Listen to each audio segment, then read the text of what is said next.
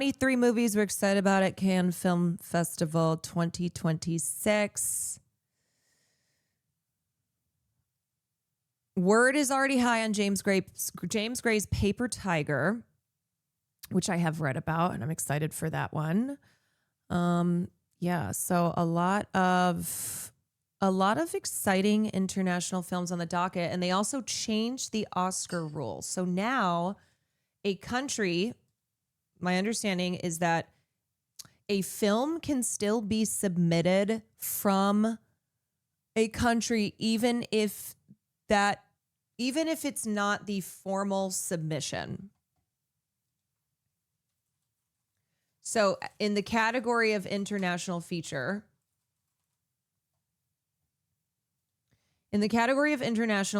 it's always been that countries submit one film.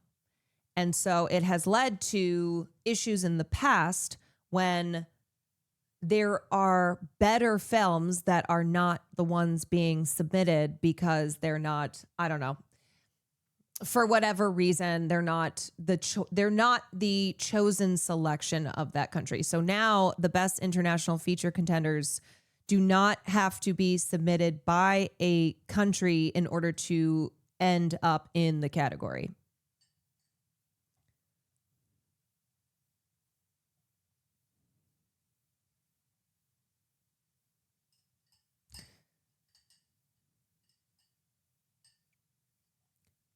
My queen, Sandra Hüller.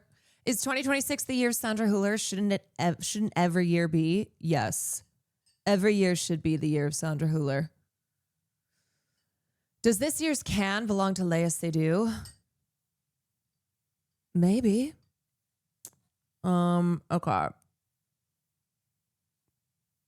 This is Paper Tiger. This is the one starring Adam Driver and Miles Teller. Then it's a neon film, and it's about two brothers who get entangled in a Russian mafia scheme that leads to betrayal and family crisis. So this is there's already noise around this film. So pay attention to that one. And then Teenage Sex and Death at Camp Miasma is one I have talked about. This is directed by Jane Schoenbrunn, who did I Saw the TV Glow, and it stars one of my favorite truth tellers in Hollywood, Hannah Einbinder, and one of my faves who I think needs to book so much more work than she does, Gillian Anderson. And this is one of these films that is made for me. I'm so excited for this. It will release in North America starting on August 7th. So I'm looking forward to that one. And then the screenwriter of Anatomy of a Fall has another film, The Unknown. It is a body-switching French fantasy starring Léa Seydoux. Maybe it is the year of Léa Seydoux. Maybe. Okay, so let's look at some moments from the Cannes jury.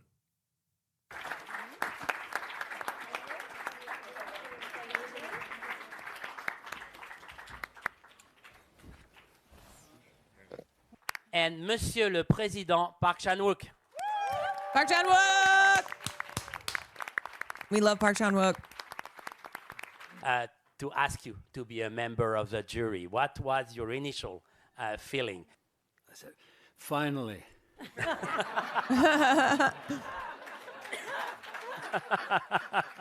Was my first reaction. And I was so relieved because I didn't die before I got the invite. So thank you very much for this invite. I was very excited, and Stellan. especially when I heard it was, it's going to be director Park, whose work I've admired for so long. So I'm taking this almost as coming to a master class as well, to be able to work under him. Aujourd'hui, vous avez un univers, un imaginaire, vous avez une carrière, des années, vous écrivez des histoires, vous les fabriquez, vous les... I feel extremely fortunate.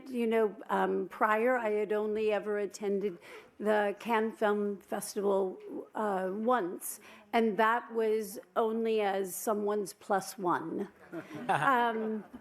And So then why did you go be sitting here to today? why did you go to the White Lady AI brunch? Why? I am really, really tremendously honored. You see so much kind of violence and systematic violence, genocide in Gaza and all these terrible disputes. So the idea of coming to a festival, which is a celebration, of diversity, imagination, tenderness, when there's such vulgar, vicious, systematic violence, everything's two-dimensional. And the idea of attending a festival. This is Paul Laverty. He is an Irish-Scottish screenwriter who is known for his long-time collaborative partnership with British filmmaker Ken Loach. Where there'll be contradiction and nuance and beauty and inspiration. It knocked me out, to be honest. 정치적인 주장을 담고 있다고 해서 그것이 예술의 적이라고 인식되어서도 안 됩니다. Just because a work of art has a political statement, it should not be considered an enemy of art.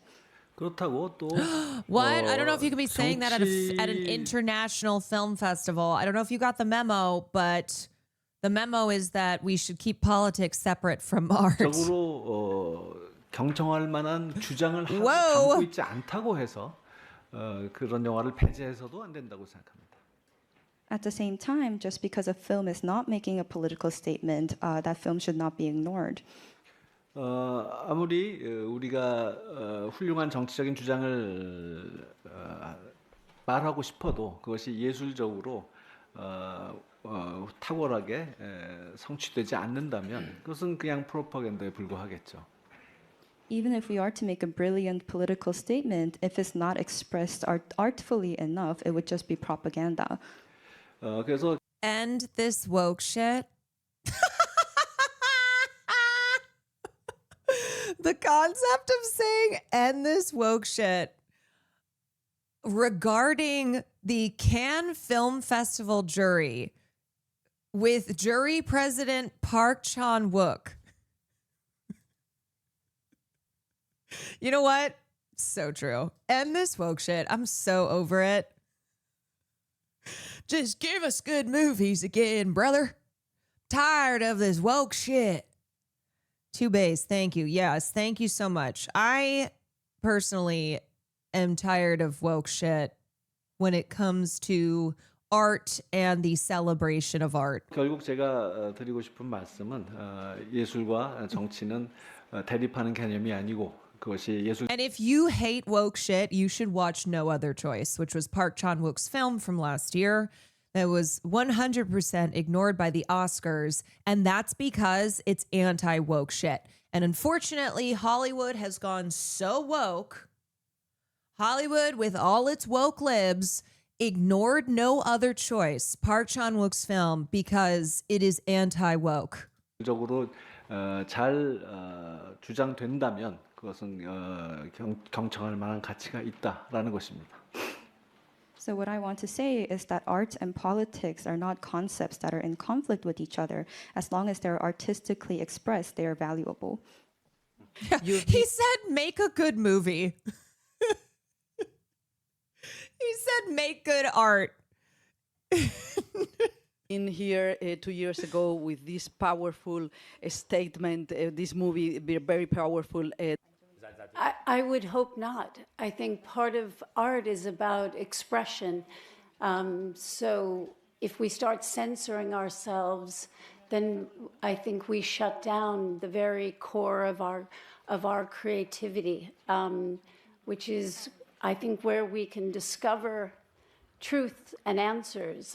Do you think film festivals are sort of a last stand for reclaiming that poetic side? I also am very political, and I think that we need to take a political position. And I do feel like I do feel like after the fiasco that was Berlin Film Festival, and now this is not in defense of Berlin, but Berlin was not the only festival to produce terrible answers from journalists regarding the state of current global political situation But Berlinale definitely kept making headlines because they really kept digging themselves into a hole. And the responses that came from jury members out of Berlinale were some of the worst. It was like they were trying so desperately to not address the question of Palestine that it turned into an actually politics should be separate from art. We hope that the cinema gets diverse and that not just rich people do cinema. Kaiser And Roll, that thank you for the I 5 think that months. I represent that, and I hope that we can push that more in the future. And also, it's been almost 3 years of genocide, 3 years at international film festivals where these kinds of questions are brought up by journalists.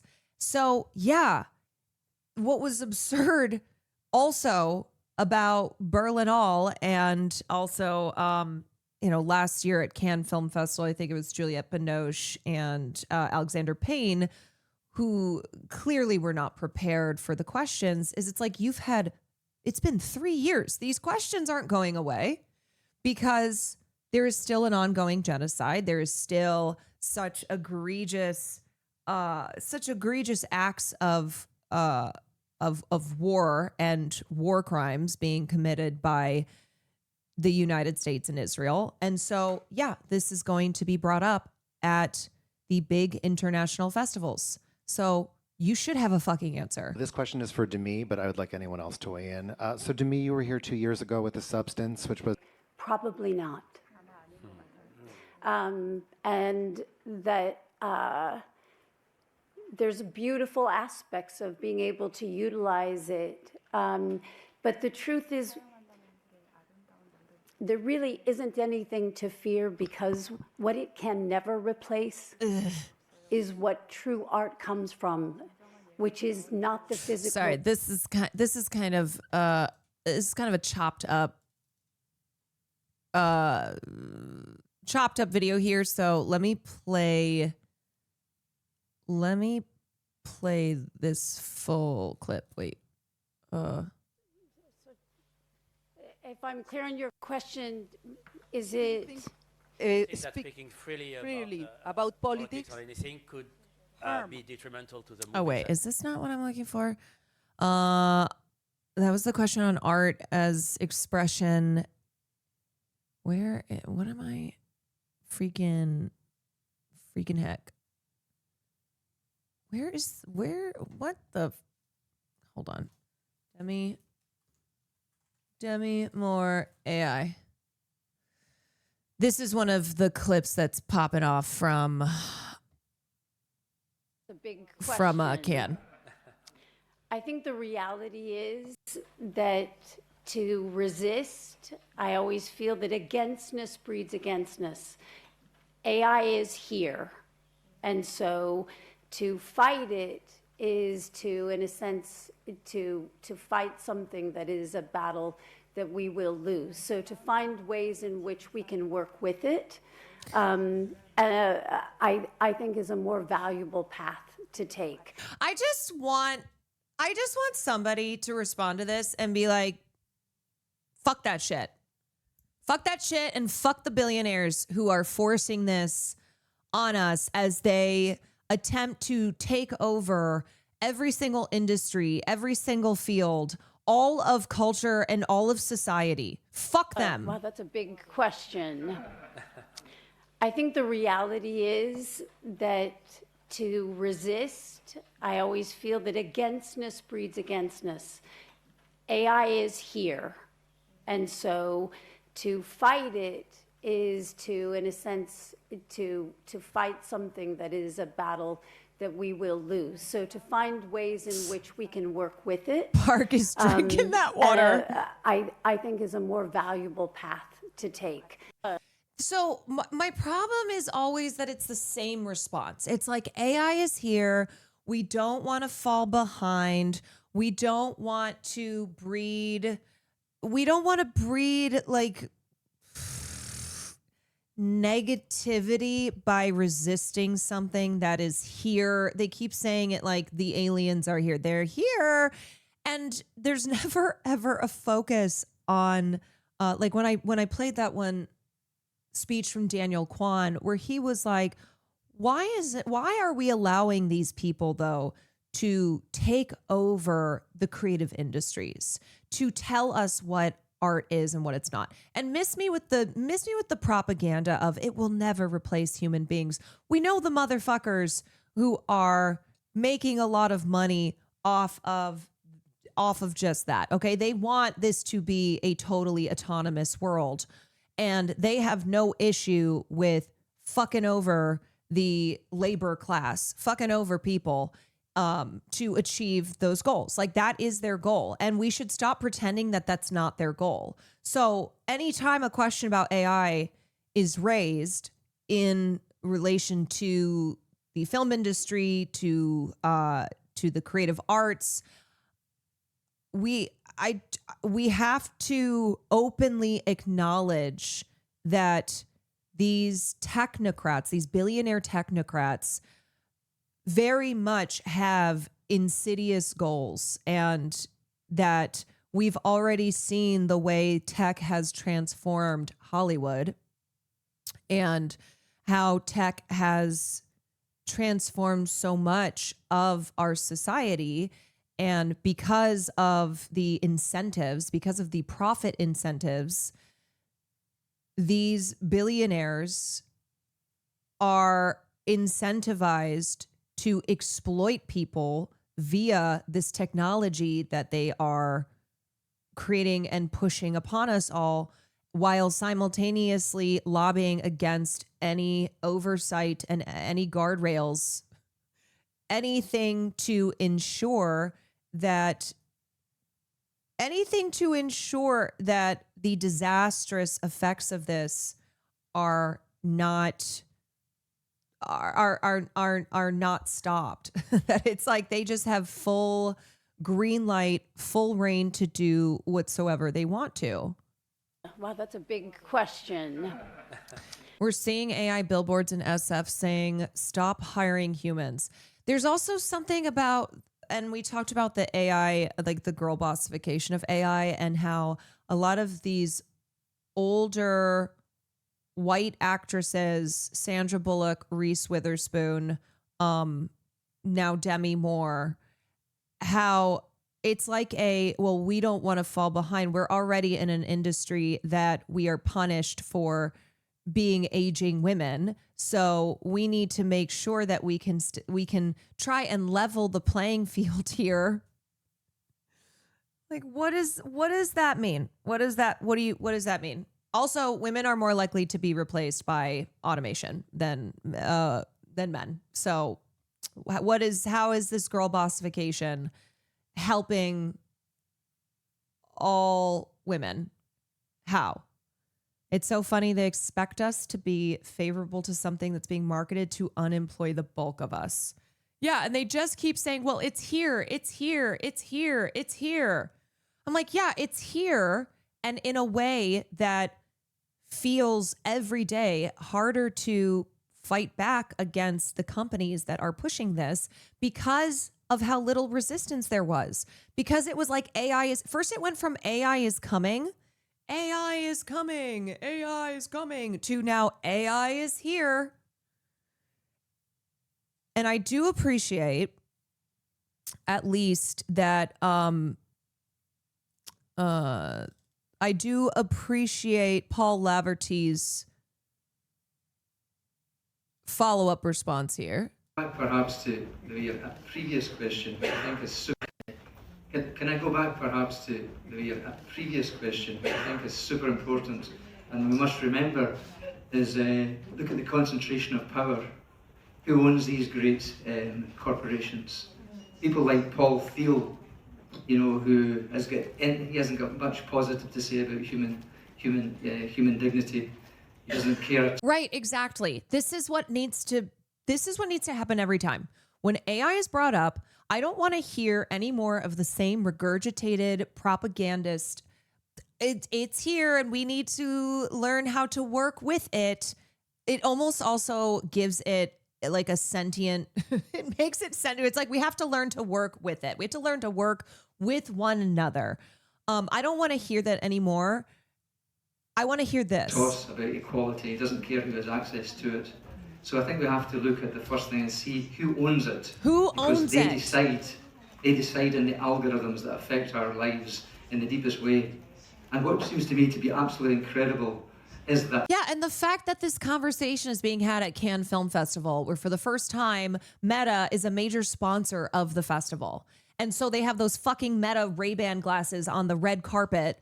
They have, I do like this guy. His name is Reese Feldman, but they have now TikTokers on the red carpet who are employed by Meta and using Meta's little gadgets to conduct interviews.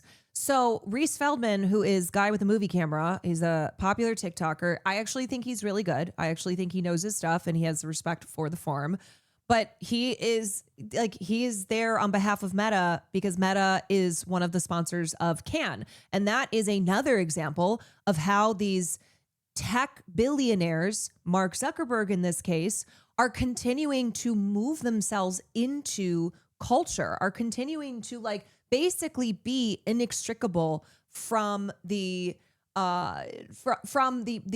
biggest cultural institutions because they are just buying their way in, and they're doing so in such a public fashion, in such a way that we can't ignore it. Because you look at Cannes Film Festival and you see the fucking Meta glasses on the carpet. You see the Meta products that are being advertised, and Meta has absolutely, of course, been a platform that has been pushing AI. So it's inseparable. And I applaud Paul Laverty for bringing up this point that needs to be brought up, especially at a festival where, like pretty much everything else, you have tech billionaires who are sponsoring these things. And they are the ones that he is saying, we need to remember who these people are. We need to know who these people are. We know who these people are. And let's not forget about that when we have these conversations about AI. They do it, and then you assume the rest of the world will follow and swallow it, no matter what the consequences are.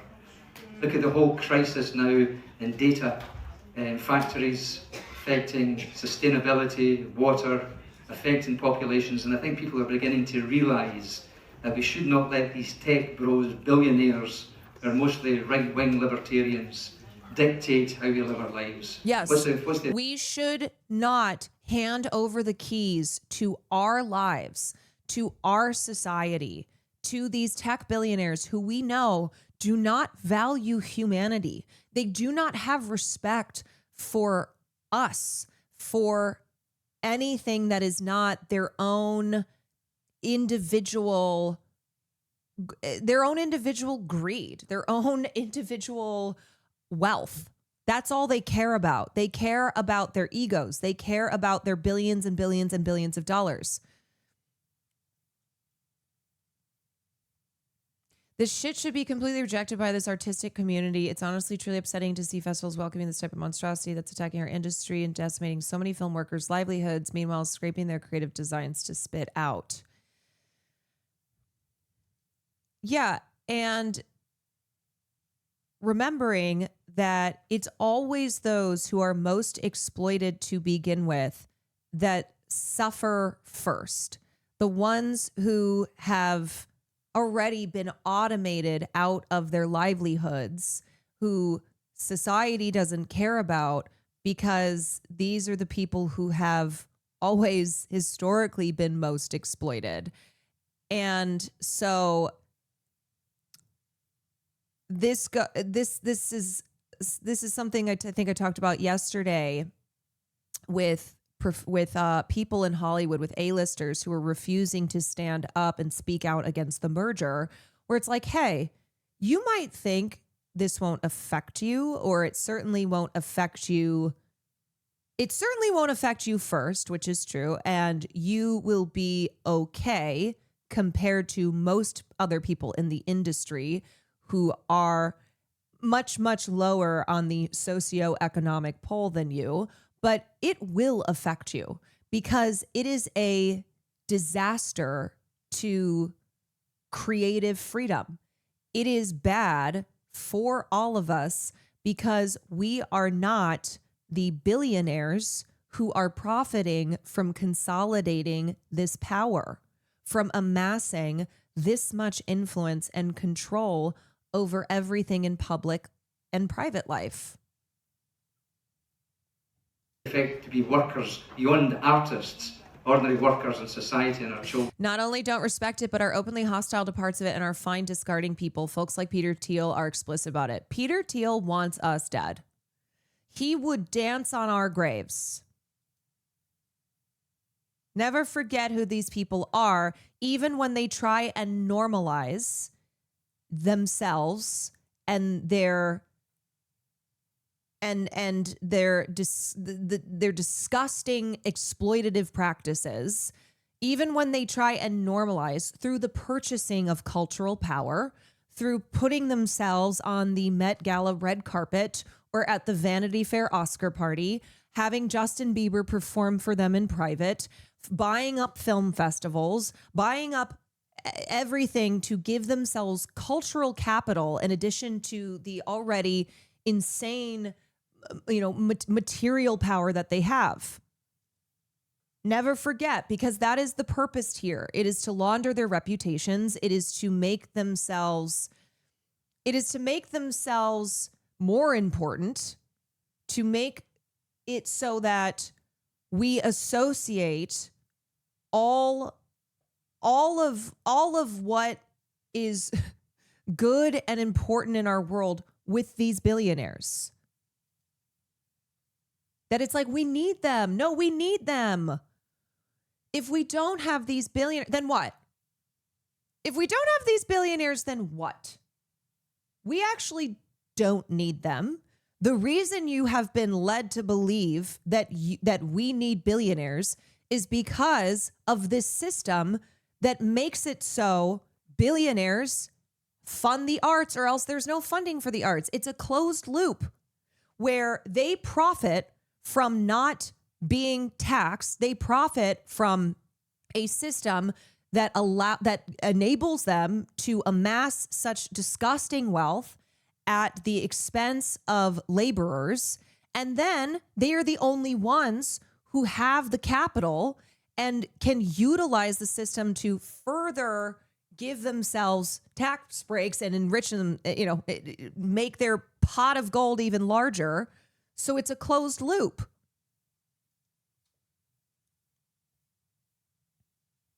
So God forbid we just funded the arts. And we must make it transparent, and we must demand, I think, that we make it in a way that is transparent and more democratic. It's far too important to leave it. You know who needs who? Billionaires need the working class to exploit, to make themselves. Billionaires need this system. They need a system that exploits most people in this world, or else they're not billionaires.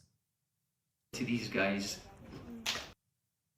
Okay, I'm sorry. I kind of want to play this again because I paused so many times. Can I go back perhaps to a previous question, which I think is super important, and we must remember is look at the concentration of power. Who owns these great corporations? People like Paul Thiel, who he hasn't got much positive to say about human. I think he meant Peter Thiel, but human close dignity. enough. Doesn't care a toss about equality. He doesn't care who has access to it.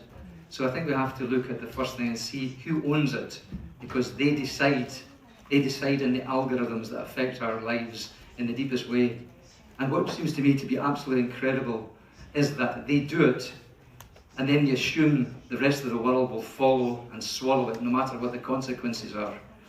Look at the whole crisis now in data factories, affecting sustainability, water, affecting populations, and I think people are beginning to realise that we should not let these tech bros, billionaires, who are mostly right-wing libertarians, dictate how we live our lives. What's the effect to be workers beyond artists, ordinary workers in society and our children? So we have to examine who owns it, and we must make it transparent, and we must demand, I think, that we make it in a way that is transparent and more democratic. It's far too important to leave it to these guys. He's fucking right. He is. And I'm glad it was said. You can see how happy the others were that he called her out, refused what she said without beating around the bush. Demi shilling for the AI sycophants next to filmmakers like Park Chan-wook and Chloe Zhao is wild to me and shows an extreme lack of self and situational awareness. I do wonder if Demi Moore has watched No Other Choice, because it is quite funny to be saying what she The said, concentration of power. sitting next to Park Chan-wook, who is the Cannes jury president this year. And if you don't know, Park Chan-wook's film No Other Choice thematically deals with AI and the autonomizing of workplaces that is to the detriment of workers who under capitalist system have also tied their identity, have had their identities tied to their labor, to their work. So it's a great film. Please watch it. And also the fact that she starred in The Substance, a film where she, as an aging actress in Hollywood, is replaced by someone younger and more exciting. Where the whole thing with The Substance is she takes the substance to try and regain the youth that gives her value in an industry that has cast her out because she is over a certain age. And, well, that's a death sentence.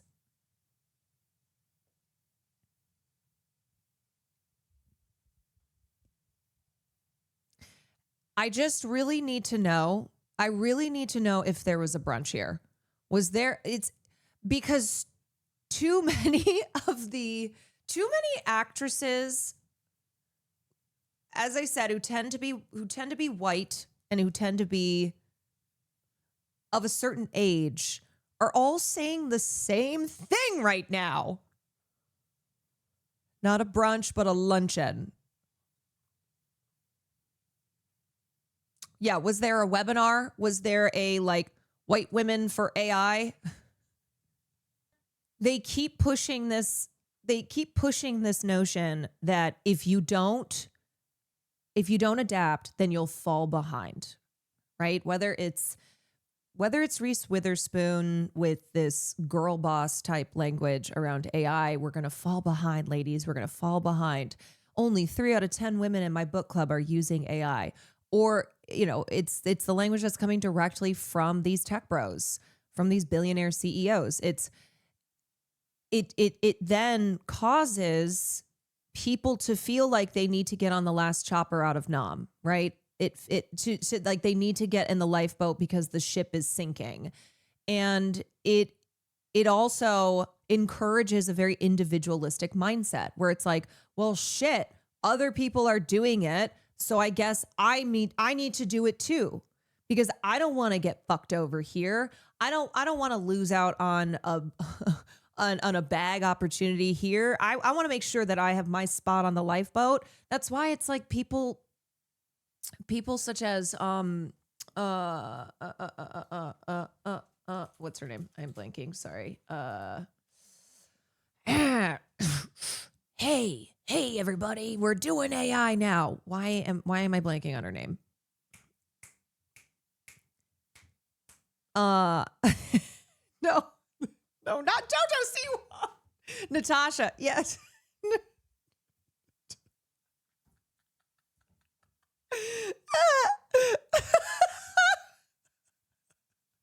Okay, that was pretty funny. No, not JoJo Siwa. I don't know what the fuck JoJo Siwa is doing these days. Natasha Lyonne, who in the span of a year went from holding up signs protesting AI in art in the industry at the actors strike to promoting it publicly and saying basically what I just said, which is everybody else in Hollywood is doing it. So we need to get on board. And mind you, her boyfriend who has an AI company, I'm sure that had nothing to do with the change.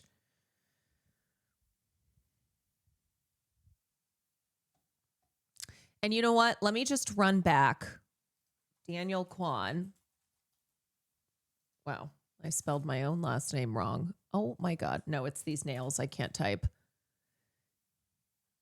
I want this clip. I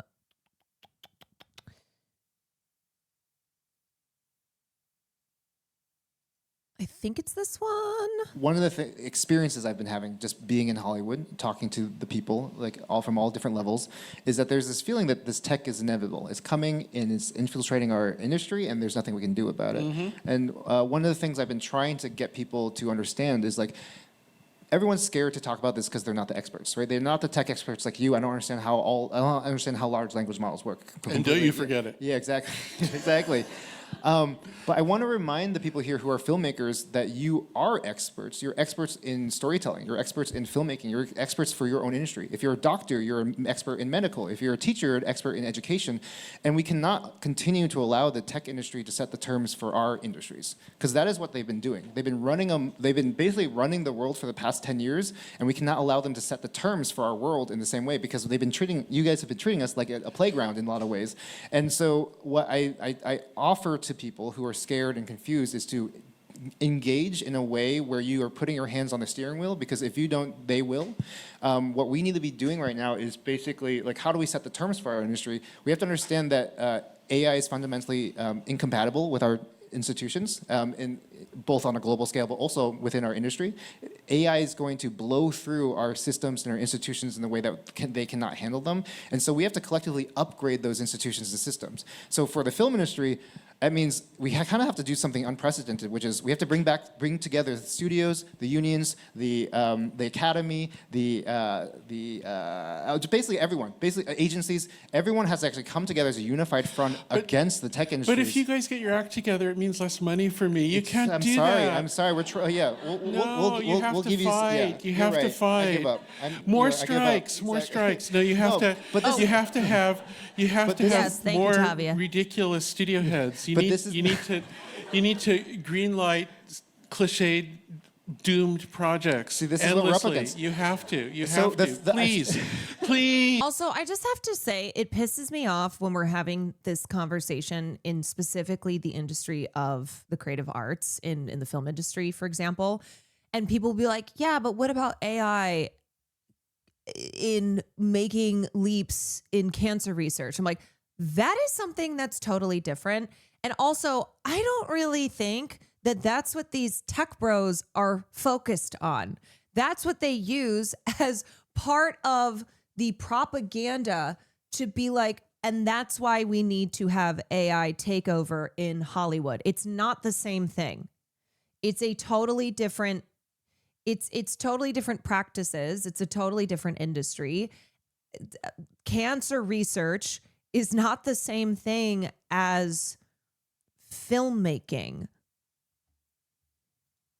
I'm begging you. Yeah, What do I have? or fighting climate change. Like at the end of that clip that we watched when we were talking about Jimmy Fallon yesterday, the banal horror of Jimmy Fallon, and he had Sam Altman on his show. Of course, at the end of Sam Altman first talking about how ChatGPT is helping to raise his child now, and this is the new thing. At the end, he tries to do the like, and think about, in 5 years, like how AI can assist in advances in cancer research. Like he tacked that on at the end to be like, see, I'm actually a very good person here, and this is a very good thing. And it just feels so obvious in its attempt to convince you that actually we should not be concerned. We should be fully supporting this. We should not be asking for any guardrails, any regulation of these companies, because cancer research.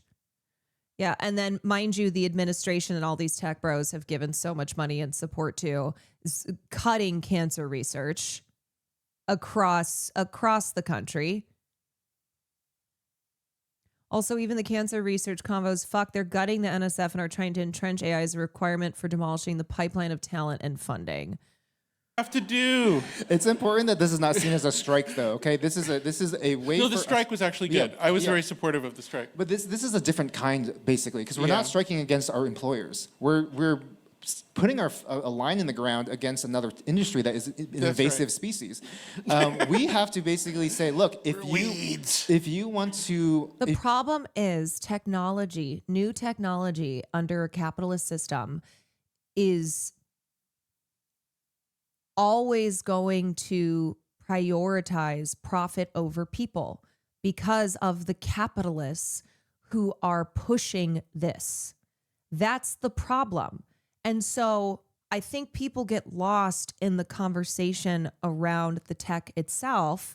It's a tool, it's this, it's that. And it's like, stop losing sight of the problem here, which is these billionaires who have no respect and are actually antithetical to true human, to humanity, to the world that we live in, and how so many of the problems we experience are due to these systems that prioritize profit over people, and a handful of those who generate almost all the profit in this world are the ones who are telling us that this is the new way of things.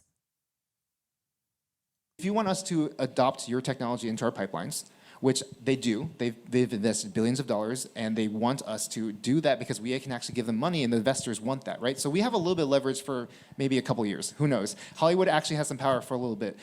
If you want us to adopt your technology into our pipelines, you're going to have to meet us on our terms. And that means you're going to have to help us upgrade our institutions, meaning like, what do we do about job loss and job transition? You're going to have to help us. Yeah, it's similarly to how we have these arguments over strategies prior to putting someone in office. Strategies that should be implemented in order to push for the things that we want. And you have centrist liberals who will be like, no. Once they're in office, then we can make these demands. And you have leftists who go, no. The best time to make these demands is right now before we've handed over power to them. Why are we not exercising our power, our leverage, our demands, and handing things over to these tech billionaires, handing things over to these politicians who, once they get into office, I don't think they're going to be as incentivized to meet the demands of their constituents, the people who put them into office. Figure that out. If you want us to use your technology, what are we going to do about data, dignity, creative right, like copyright, intellectual property? You're going to have to help us figure that out. If you want us to use your technology, this is my most important one, is like, what are we going to do about deepfakes and misinformation and the stuff that you are polluting our consensus truth with? Anyone in this industry who's actively using this technology with this knowledge that this is also being used to create sex tapes of politicians, which is actually happening in the world right now, you are actively enabling the tech industry and saying, this is okay. This is not okay. I would love to use this generative AI. I think it's so fun, it's so interesting. I played with it, but I will not use it for my career until we do something about this technology. This stuff passes a certain level of capabilities and passes a certain level of photorealism. Some of this stuff, and this might be a little controversial, I think some of this stuff should be behind registration and licensing. Just like a gun, just like a car. You can do real damage with a photorealistic image or video that we've already seen happening. And so we are just like sitting around not talking about it in this industry and letting the tech industry divide and conquer us. MGM cut a deal and gave away all their IP. Sony Animation already said they're adopting some of this stuff into their pipelines. We are just silently letting them take over and not even putting up a fight, not just for our industry, but for the world. We are the tip of the spear, and if we could set an example for other industries where teachers can say, you do not set the terms for our industry. We know our kids, we know education, you bow to us, right? I feel like this is sort of what we need to be doing right now before it gets too late, because once it gets integrated, once it takes over everything, we will be in the same place we are in with social media, which is it is so entrenched in our economy, we can't regulate it without ruining our economy, right? And so Thank you. I'm so, yeah. And so, like, I just want to give you guys power back again. And remember, you are the experts of your industry, and you should take that to heart. Thank you. So I'm off my soapbox now. I just needed to say that real quick. Yeah, I would say too, not to confuse the regulation of these companies with censorship bills aimed at restricting our freedoms, particularly those of us on the left, those of us who are marginalized, our freedoms online. Okay. I think, did I cover all the main clips I want to talk about? Oh, here's Jane Fonda. Voices. Jane. Voices on the screen, voices off the screen, and definitely voices in the street, especially now. Yeah.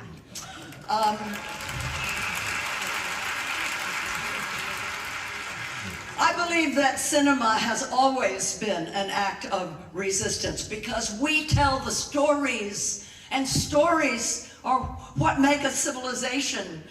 Stories that bring empathy to the marginalized, stories that allow us. Where is this? This is the opening of Cannes. Peter Jackson, who's receiving an honorary award. To feel across difference. Stories that let us see that there is an alternative future that is possible. And standing beside Lee tonight, I'm reminded why this festival matters. Here in Cannes, story comes first. The courage to tell it comes first. So let's celebrate audacity, freedom, and the fierce act of creation. Jane Fonda's first public appearance after losing her ex-husband, Ted Turner.